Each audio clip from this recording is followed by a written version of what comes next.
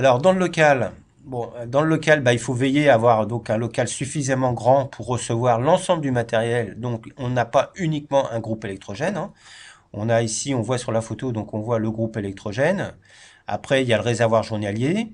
Il manque ici sur cette photo l'armoire électrique. Souvent, il y a une armoire électrique qui fait 1 mètre au carré à peu près, ou voire plus, hein, si on a plusieurs groupes électrogènes.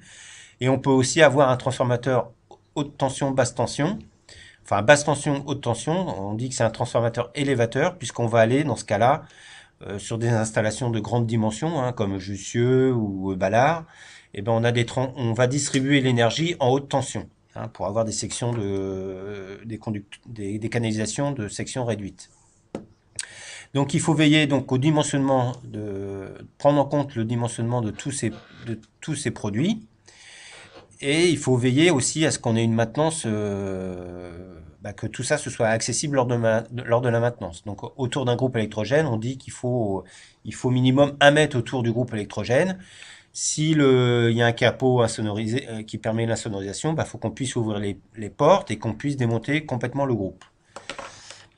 Donc les différents constituants, hein, dans ce local groupe, donc on retrouve la porte coup-feu, l'entrée d'air, hein, pour l'amener de l'air frais.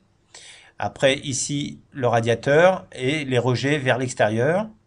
On a des câbles électriques là, qui sortent du local, donc en principe, ils sont plutôt en partie haute ou en caniveau, hein, comme on voit ici. Donc ça, c'est ce qui permet d'aller réalimenter le TGBT.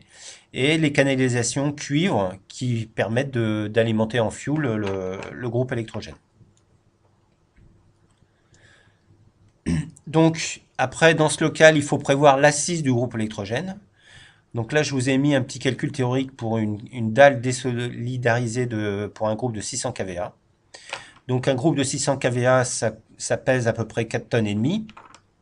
Donc ce qui fait que avec cette masse multipliée par un coefficient de 1,5, on obtient une masse de dalle de 7 tonnes. Donc en fonction de la densité du béton, on obtient donc une hauteur de dalle de 40 cm. Et pour la longueur de la dalle et la largeur de la dalle, on doit prévoir en périphérie du groupe électrogène 10 cm de marge tout autour.